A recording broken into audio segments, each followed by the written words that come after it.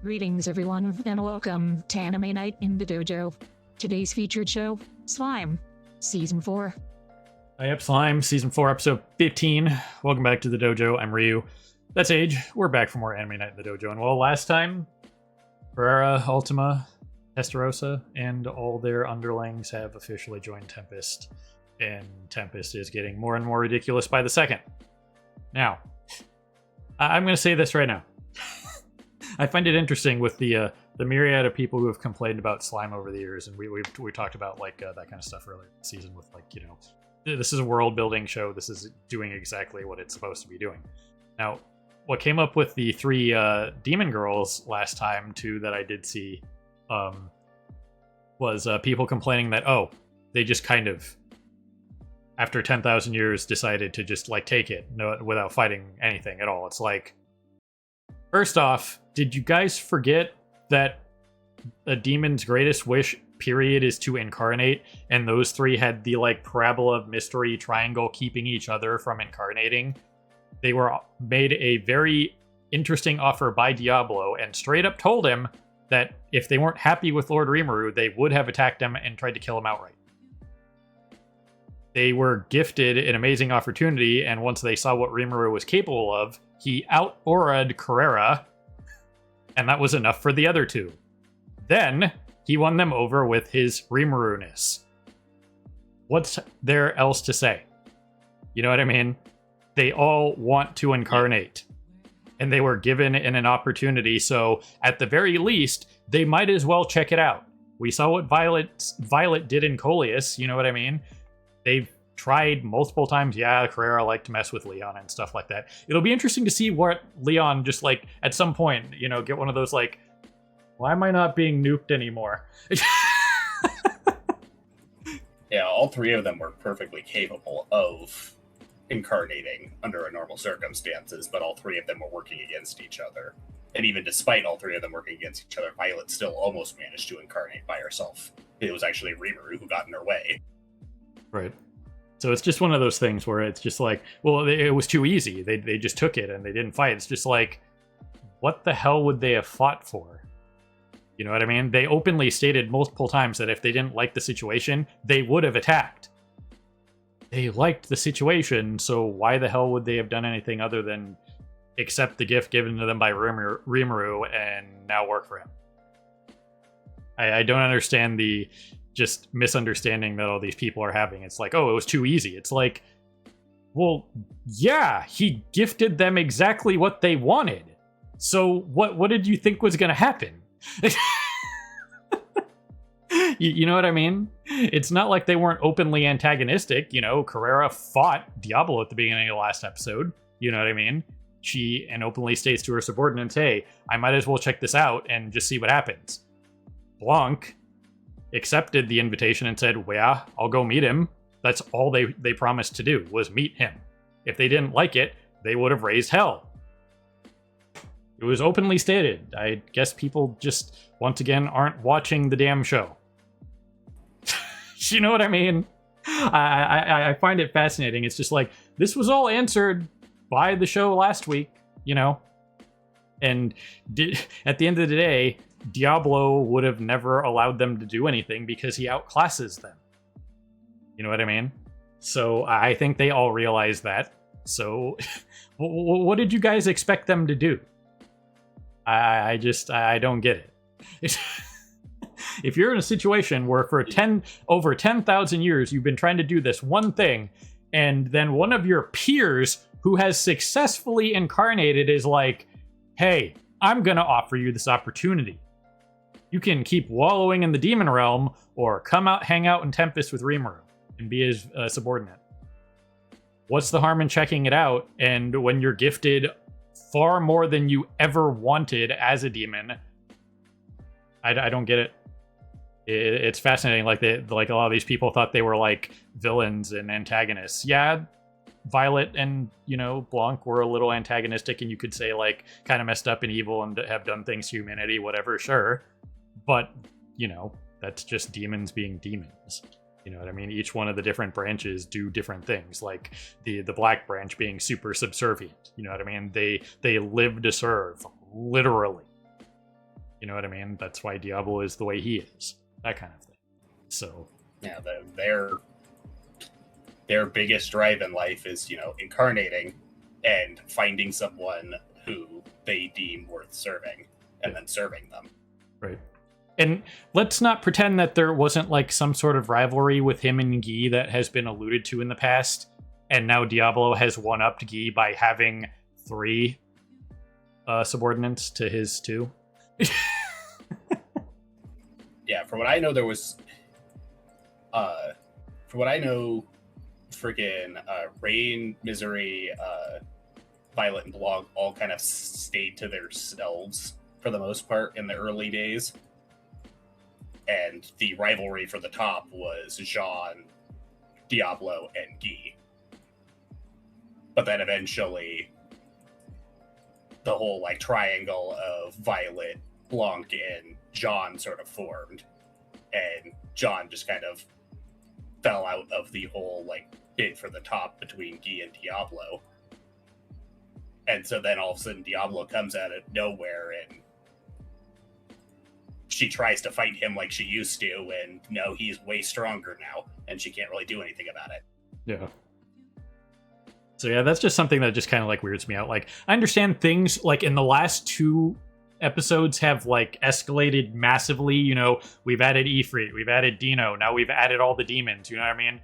A lot is happening, absolutely, and it could be kind of like hard to take in. But it was all there, trust me. For the people who TikTok watch anime these days, I guess. I don't know. But it's fascinating when I see stuff like that. It's like, of course it was easy. He gave them everything they wanted. He proved his power over them, proved that he was worth serving, you know what I mean? And then gave them far more than they ever wanted. All they wanted to do was incarnate. They never asked for an Auric Alchem body. They never asked to be named. They never asked to be put in the positions that they're going to be put into. You know what I mean? All they wanted to do was incarnate. Yeah, Violet herself was totally content with just freaking taking over some random human. Yeah. Like, she would have preferred the one princess, but she also, wanted the princess to freaking fall to their friggin' bet. That's why she got so pissed off about her servants rigging the bet. Yeah. But really, she would have been fine with basically just freaking possessing any human to get a body. Yeah. And now instead, she's been given a massively superior body, a name that comes along with an evolution, and a strong political decision. Right. As one of the freaking leaders of Tempest. Right. So, I don't know. I question whether these people are actually watching the show. We're going to do something on ZZZ later, and I question whether people are playing the game and paying attention at all. I don't know what these people are doing in the game. But as for what's coming next, whatever. Maybe you could point at the OP, something with, I assume something with Granville's coming. I mean, it's right there. We're staring at Crunchyroll, and it says Gran, the Hero of the Dawn, is the title of the next episode. You know what I mean? So we figured they're going to do something with him. Something with Luminous is probably coming. Everything we've talked about. So whatever shows up, we'll talk about it. There's not a huge amount we can really speculate on at this point. So we kind of just got to see where the show goes. I'm more in it at this point for the character interactions. How they're going to handle the batch cast. You know what I mean? We haven't seen a lot of the usual suspects much this season. Yeah, we've gotten a little bit of Benny, Maru, and Soe and stuff like that, but we haven't seen like the main cast in a little bit. No Shuna, no Shion, though I'm sure they will take umbrage with the 3 most recent additions. They probably didn't have a problem with Dino. You know what I mean? But the 3 demon girls, yeah, they're probably gonna have some. So I'm sure there's going to be hilarity about. You know what I mean? So. Yeah, we also still are in wait and see for if Rimuru ever puts together who Violet actually is. Yeah. Because once again, he's had several encounters with Violet in the past. He just never actually seen her, so he's never actually been. He can't Yep. put a face to her. So all the rant about weird people and non-attention spans aside, we're going to push some buttons and get going here. So people on Patreon will see you on the other side of the edit for the time reaction, and people on YouTube Beyond will see you on the other side for the discussion and review. All the links are down there. Check them out. You know, Twitch is doing reruns and stuff from our other channel stuff that we lost, and I'm just replaying for people who haven't seen them and whatnot. And hopefully I can live stream some stuff at some point here, but I need to finish painting our truck, so that's occupying the other bit of time between melting and then working on sanding and painting a truck. So, well, when I'm not here, I'm dealing with that. So, anyway, yeah, so here goes something. Well, alright, then there you guys have it. Well, this happened basically exactly how we speculated it was going to happen. The writing was on the wall. This one was easy. You know what I mean? We assumed Violet for a while, and then, you know, Rimuru went off talking about the three branches of government, and we were just like, well, there's 3 other primordial demons just lying around, so yeah. Again, nothing overly spectacular that I'm going to sound the like trumpets of victory. It's like, oh man, we, you know, the only other time we've really been like super proud of ourselves was like Don Machi when we called the whole Freya thing like in season 1. You know what I mean?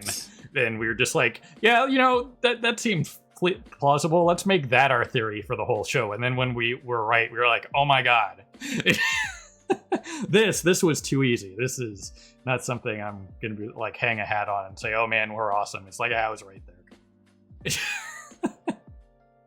Still doesn't mean we weren't right, but still nothing like overly impressive. That just kind of like fell into place fairly easily based on everything that happened. But either way, this whole situation has been resolved. You know, Rimuru pointing out, it's like, oh, you're just pawning off the jobs that you don't want to do. It's like, well, he literally told you that, man. Remember? Yeah. So there's a lot of like voice direction that is apparently not correct at the moment. So yeah. Also, there was we just finished our rant at the end of the reaction there, talking about like different just like pronunciations and stuff, and now we can confirm that all the primordials are all the French word for the color. It's not Spanish of any of them, even though they're very similar languages: Spanish, Latin, that kind of stuff, French. But Fuse uses all French words for the primordials in the case of, you know, when he uses a different language, it's always French. So why last episode, I believe Diablo calls Violet VLA. So either way, not gonna rehash that. Go check out Patreon about our rant about colors and respecting you know, the language and how it's supposed to be pronounced, that kind of thing. But either way, they were put in the positions that you know, we assumed. We got back to the school stuff. You know, adults are getting courses on stuff like that. That's interesting. Something Rimuru talked about. She is able to take human form now. That's cool. I even forgot her name. She used to be Ninehead the Fox. And I know Rimuru named her something fairly fox spirit, like, you know, Kurama or something like that. It's completely passed over my head. I'm sure Age could check this out, right? Apparently she's been hanging around the school with all the kids and stuff like that. Kumara. Yeah, Kumara. So that's interesting. It's nice to kind of just like check in with like random characters like that, you know. Obviously, based on this episode, Chloe is, you know, going to be a big deal. We already knew Chloe was going to be a pretty big deal with the whole, you know, everything that happened in season 1 and stuff like that. You know, the time traveling spirit. We have to talk about Fuse's other web novel now, so people understand what we're talking about here. It's not really a spoiler at this point. It's just making people understand where this is coming from. So with the timey-wimey nonsense that has been alluded to in this episode, with Luminous kind of referring to Rimuru losing his life, is there's a lot of other things that Fuse has written in different directions and different parts of a timeline in the same universe, right? Yeah. So originally he was writing a web novel, and then towards the end of him getting to like towards the end of him getting through that story, he decided he wanted to expand upon it more and he wanted to change things. So he then transitioned instead to rewriting the whole story as a light novel with a lot more work put into it, and like I said, changing a handful of things. Yep. And one of the major things he changed was in the original web novel, Chloe was an adult and one of Rimuru's main love interests. And that very much seems to be in this story, which is based off of the light novel. We're basically going off, it seems to be we're going off of the idea that the web novel still happened, it was just an alternate timeline. Right. And that we're dealing with both Chloes. Yeah. Hence why the spirit of time that looks like the adult version of her that, inhabits her body, literally kisses Rimuru on the mouth in season 1 before she inhabits Chloe's body. So, yeah, it's there's going to be some weird timey-wimey nonsense coming, but that's where it's coming from for people who are just anime only watching and are probably confused, like, where is this coming from? This isn't Fuse pulling stuff out of his ass or anime original or anything like that. Fuse is very involved. He's, certain things aren't going to be changed. This is not like some like weird out of left field thing. This is come from the fact that he's going to be connecting the two works and stuff like that. And that Spirit and Chloe potentially are literally just coming from the web novel into the light novel situation. That's the easiest way to put it, is they're jumping from source material to source material based on the great spirit of time. Don't worry about it. AKA the author. You know what I mean? So just to put that out there for everybody who might be confused by what's happening and what's definitely probably going to be going on here is some weird timey-wimey nonsense going on between the different versions of what Fuse has written in Slimeverse. So that's what's going on. It's not anime original. It's not something weird that they're just changing. Fuse has always had this in mind, and this is what he's written, and Chloe is just the source material hopper, basically. So that's what's going on with Leon, probably why he's interested in her. He might have some insight into a different timeline, that kind of thing as well. Obviously, we with Luminous mentioning what she did, like I said earlier, she has some insight into it as well based on various factors. So we'll just have to see how they're connected to each one of those situations and how it plays out. But that's why this is happening. What I highly suspect it is, based on the context of what we have and knowing the little bit I do know about like the web novel and stuff like that. The way I see it is it most likely is a case of adult Chloe, who has time-based powers, jumps into this timeline 300 years ago and becomes the masked hero. And because she has advanced knowledge of the other timeline, which is at the present time in the future of this timeline, some of her knowledge of the future gets led on to some of the other characters like Luminous and Leon, that they can kind of deduce what's going on here. And that's why, Luminous seems to have advanced knowledge on Rimuru in general, even before this. But this is like the most egregious case, her talking about like knowing that Rimuru is going to die kind of thing. Yeah. But now also implying Leon, which we kind of suspected Leon might have some sort of advanced knowledge of something because of the whole thing of his like summoning, trying to target a specific individual. But now that we see it's Chloe, or at least someone who looks identical to Chloe, his main thing that he's probably been trying to target is the young version of the masked hero for their timeline. Yeah. So it will be interesting to see how that plays out, but we just want to get it out there so people understand what's going on here. It's not like super weird or something like, just a knee-jerk story, just swap to like timey-wimey nonsense. It's like, no, this has been planned. This is the thing. Fuse started with the web novel, and he's using aspects of it to write this version of the story instead. Yeah, Yeah, no, it's not a thing of like freaking Overlord where they downplay Enri's character to only like later on in season 2 be like, oh wait, no, we have to put her back in because she's important. It's Chloe was originally way more important in the web novel, and Fuse decided that she's still going to be important in the light novel. It's just he put off her being important until later. Yep. So, also, I apologize. My sunburn on my nose, as you guys can see, is driving me absolutely up the wall. So I apologize for constantly doing this, but I can't stop it. I'm gonna have to like ice it or something after this. But yeah, across the board, again, there were some pretty serious comedy bits in this. Mentioned during the reaction. Apparently, Alice has become Empress of the Classroom, like Comey from Comey Can't Communicate. So that's something. So it's kind of interesting to get that hilarious classroom dynamic. They also threw in the classic guy girl relationship. Gail here is like, oh yeah, Kenya just has a crush on her. It's not a big deal.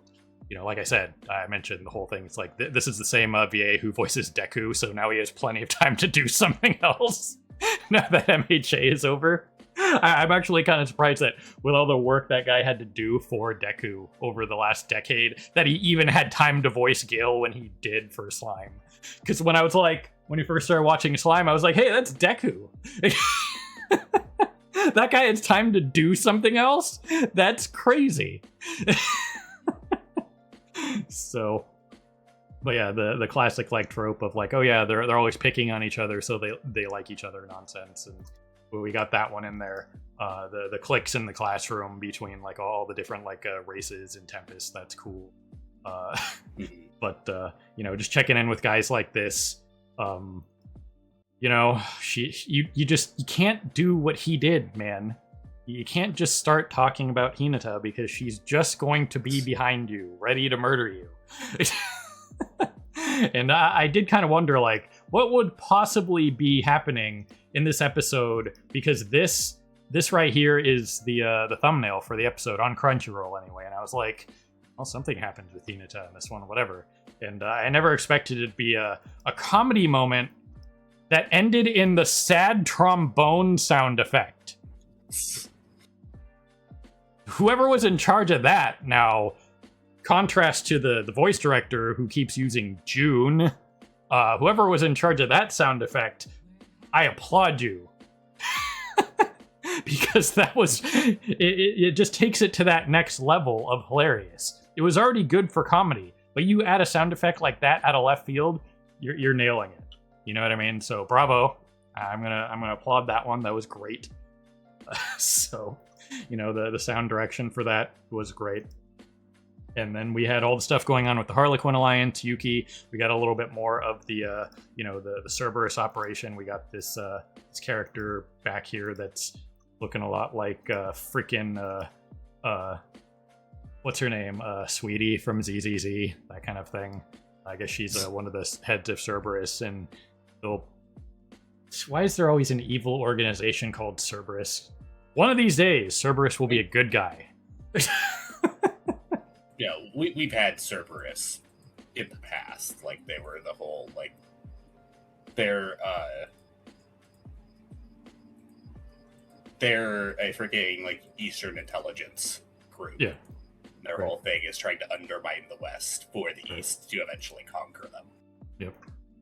So we'll just have to see what comes of them. But this whole situation, like with Laplace, they threw some pretty solid comedy in there with him as well. And then the rest of this conversation was them figuring out what Granville's trying to do. We got more Granville backstory in this. He's been around for 300 plus years that we speculated on. We assumed he'd been around for a while, right? We assumed he was around for a while, but we didn't expect him to have been around when the Masked Hero was around 300. You know what I mean?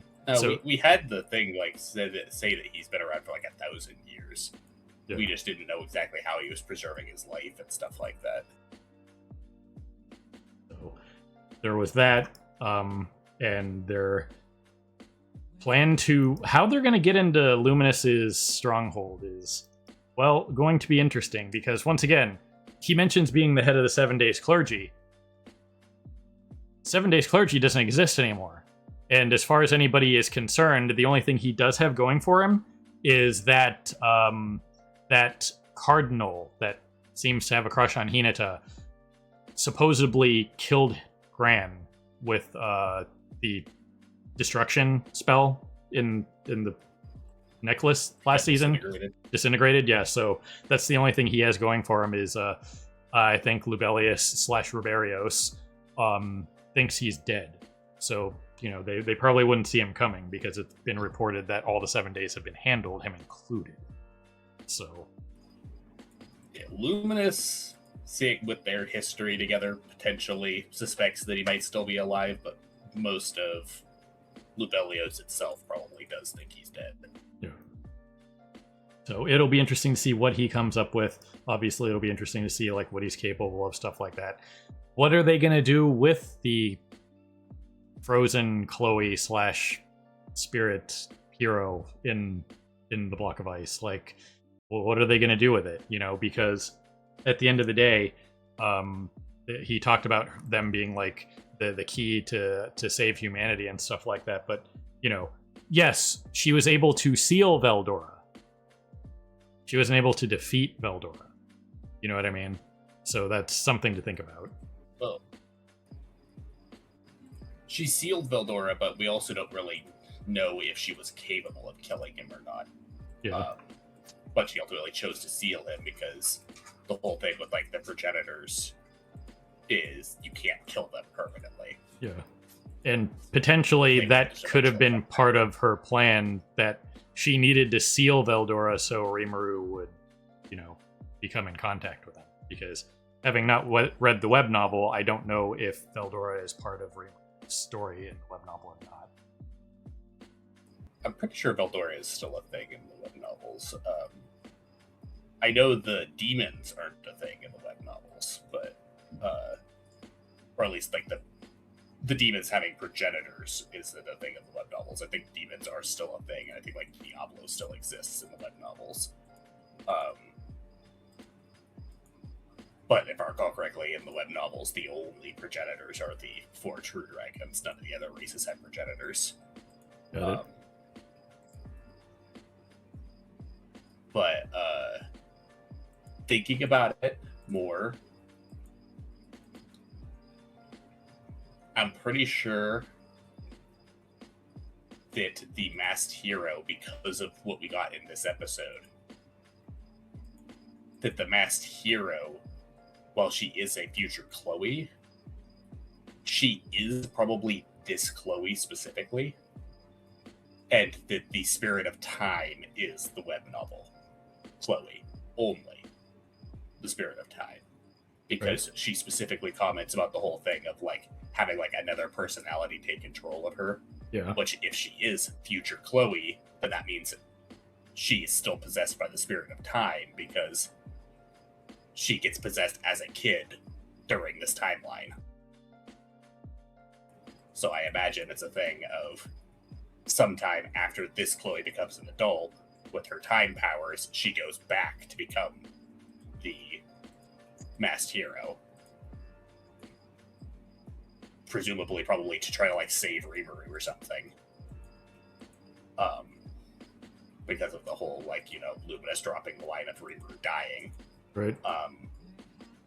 And Chloe being obsessed with Rimuru. Yeah.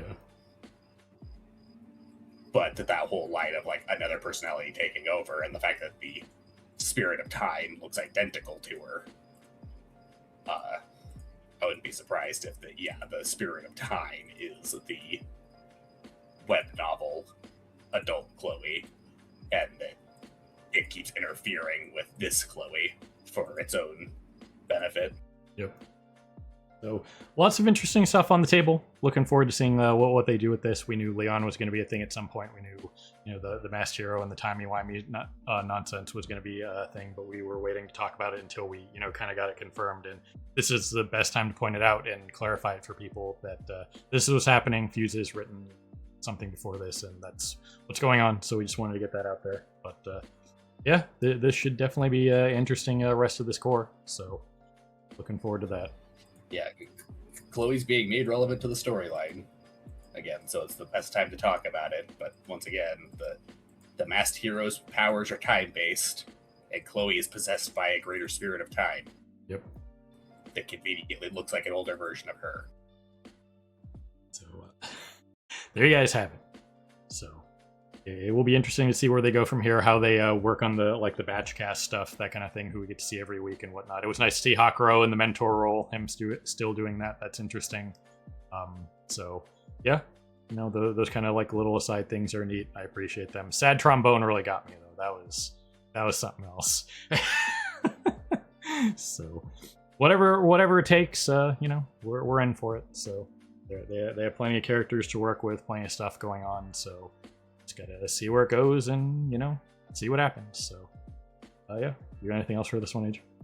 Before I lose my mind with this sunburn and want to cut my nose off.